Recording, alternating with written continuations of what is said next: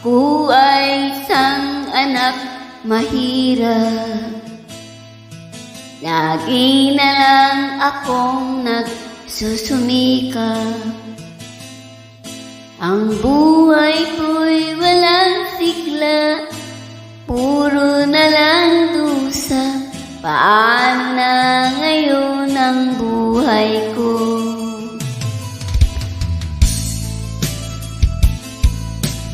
Sa akin ay walang tumatanggap.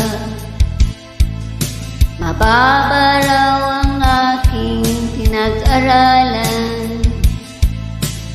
Grade 1 lang ang inabot ko, no read, no write pa ko.